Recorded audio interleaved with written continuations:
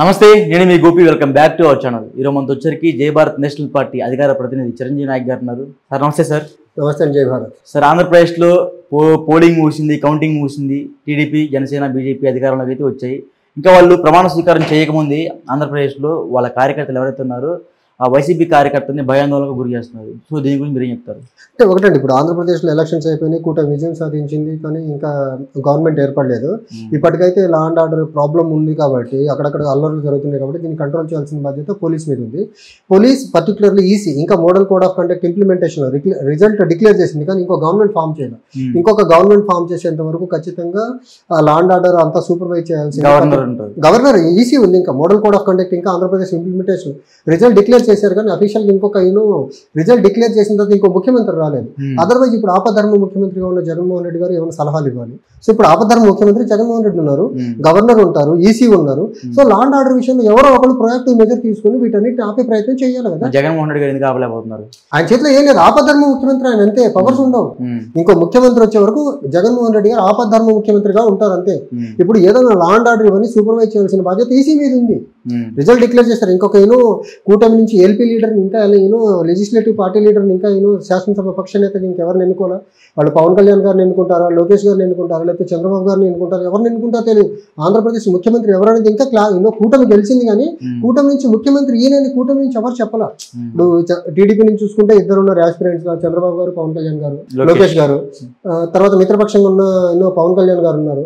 ఎవరవుతారో ముఖ్యమంత్రి తెలియదు. ఇంకా గెలిచారు, కానీ మా ముఖ్యమంత్రి కూటమి నుంచి వీళ్ళు అని చెప్పలేదు. నేను పోనీ బీజేపీని కూర్చోబెడతారో కూడా ఎవరు చెప్పలే. ఇంకా ఈ క్రమంలో ఇలాంటి అల్లర్లు జరుగుతున్న టైంలో అట్లీస్ట్ బాధ్యతాయుతంగా కూటమి నుంచి గెలిచిన లీడర్స్ అట్లీస్ట్ ఒక కాల్ ఇస్తే బాగుంటుంది. అల్లర్లు చేయొద్దు, గొడవలు చేసేదాన్ని కాదు మనకు మ్యాండేట్ ఇచ్చిందని ఒక పిలుపు వాళ్ళ క్యాడర్కి ఇచ్చి గొడవలు ఆపగలిగితే బాగుంటుంది. ఆ గొడవలు రాష్ట్రానికి మంచిది కాదు, రాష్ట్రానికి అట్ ద సేమ్ టైం ఎవరైతే గొడవలు చేస్తున్నారో ఆ ప్రాంతాలకు కూడా మంచిది కాదు కదా.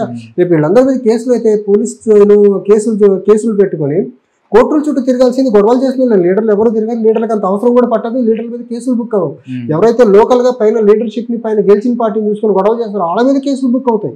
సో అల్టిమేట్ గా కోర్టుల చుట్టూ తిరగాల్సింది కామన్ పీపుల్ కాబట్టి అది గ్రహించి గొడవలు కొంచెం దూరంగా ఉండండి. మీకు గెలిపించింది గొడవలు చేసేదానికి కాదు, ఆంధ్రప్రదేశ్ కి అభివృద్ధి చేసేదానికి. సో ఆంధ్రప్రదేశ్ అభివృద్ధి మీద ఫోకస్ చేస్తే బాగుంటుంది. అంటే అప్పట్లో వైసీపీ పార్టీ వాళ్ళు ఇంతకు మించి ఎక్కువ చేశారంట. ఇప్పుడు చేసి ఉంటే దాని కాన్సిక్వెన్సెస్ చూశారు కదా. అప్పుడు గొడవలు చేశారనే కదా జగన్మోహన్ రెడ్డి ఎంత దారుణంగా ఓడించింది.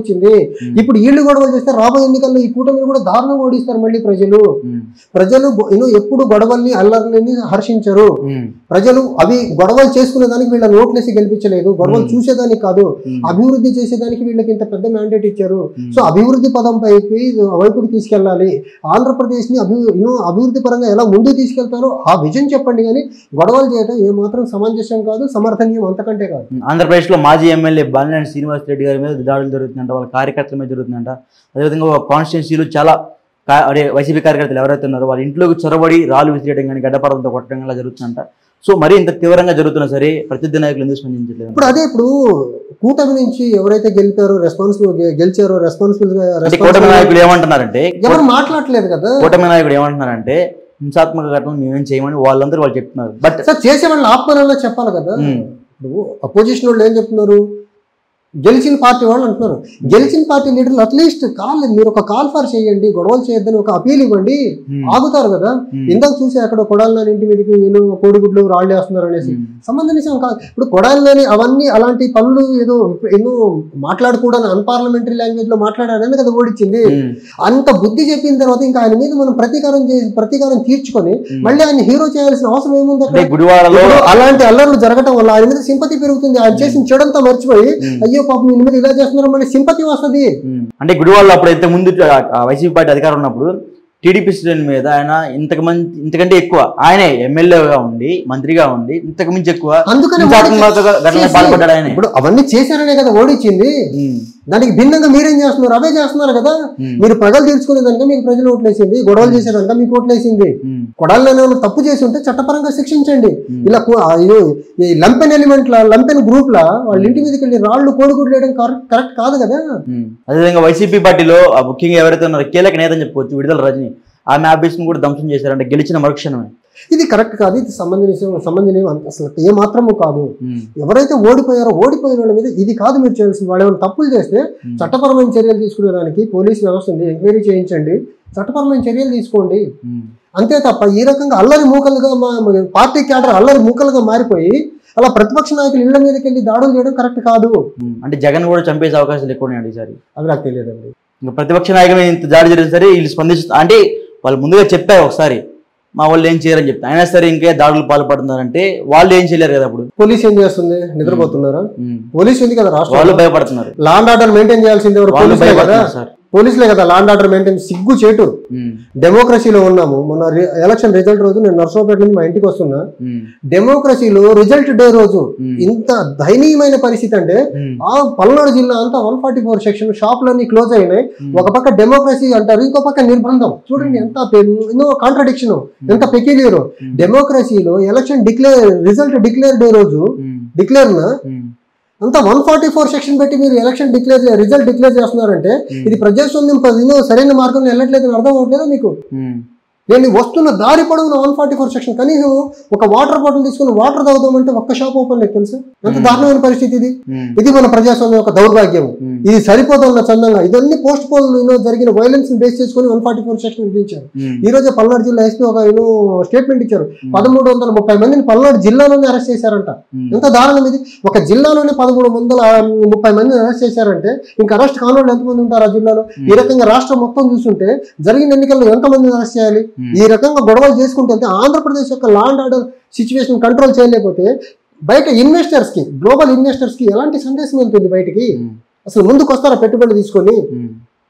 వీళ్ళకి అర్థం చేసుకోవట్లేదు. వీళ్ళకు లా అండ్ ఆర్డర్ కి maintenance of law and order తర్వాత ఇన్వెస్ట్మెంట్స్ రావడానికి చాలా ఎన్నో అవినాభావ సంబంధం ఉన్నది గ్రహించే పరిస్థితి ఈ పార్టీ క్యాడర్స్ లేవు.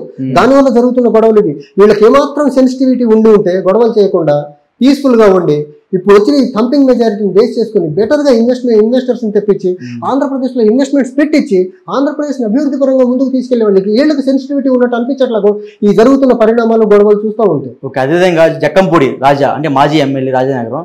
సో ఆయన ఏమంటున్నారంటే జగన్మోహన్ రెడ్డి గారు ఓడిపోవడానికి కేవలం అతని పక్కన ఆవరణలో ఎవరైతే ఉన్నారో అధికారులు వాళ్ళే కారణం అంట. ఏమైనా ఫండ్స్ కావని ఏమన్నా అది కాక పనులు జరగాలన్నా సరే జగన్మోహన్ రెడ్డి దాకా తీసుకెళ్ళడానికి కూడా భయపడుతున్నారంట. ఇది ఎమ్మెల్యేలు అయ్యిండు కూడా. సో అలాంటప్పుడు ప్రజలకి ఎటువంటి న్యాయం జరుగుతుందంటారు? ఒకటండి, ప్రజాస్వామ్యంలో ఒకటైతే క్లియర్ అండి. చెప్పండి. ప్రజాస్వామ్యంలో ఒక వ్యక్తిని ఎమ్మెల్యేగాను లేకపోతే ఆ పార్టీ అభ్యర్థిని పార్టీ ప్రెసిడెంట్ ముఖ్యమంత్రిగా ఎన్నుకుంటారంటే మా బాధలు తీరుస్తున్నాడని, మమ్మల్ని కలిసి మా బాధలు వింటారని, లేకపోతే మా సమస్యలు తీరుస్తారని. ఒకసారి గెలిచిన తర్వాత మిమ్మల్ని గెలవాలంటే కోటరీని అడ్డం పెట్టుకుని కోటరీ మిమ్మల్ని దాకా కలవకుండా ఆపేసే పరిస్థితి వస్తుందంటే డెమోక్రసీలో మీరు మీ పార్టీగా మీరు ఆ డెమోక్రటిక్ రిప్రజెంటేటివ్ ఎలక్టెడ్ రిప్రజెంటేటివ్గా మీరు ఫెయిల్ అయినట్టే. దాని పర్యవసనం చూసాం కదా. పార్టీ ఎమ్మెల్యేలనే కలవలేదని ఒక బ్యాడ్ మెసేజ్ సమాజంలోకి వెళ్ళటం వల్ల అంత గౌరవం ఓడిపోయింది. మంత్రులకు అపాయింట్మెంట్ ఇవ్వరని ఒక అపవాదం వచ్చింది, ప్రజలకు కలవట్లేదని ఒక అపవాదం వచ్చింది. ఎక్కడికన్నా బయటకు వచ్చిన పరదాలు కట్టుకొని వెళ్తున్నారు ప్రజల మధ్యలోకి, ప్రజల్ని కలిసేదానికి ఆస్కారం ఇవ్వట్లేదు. ఇంత అపవాదం రావడం వల్ల కదా ప్రజల్లో ఒక తీవ్రమైన వ్యతిరేకత పేరుకొనిపోయి ఘోరంగా ఓడిపోయింది.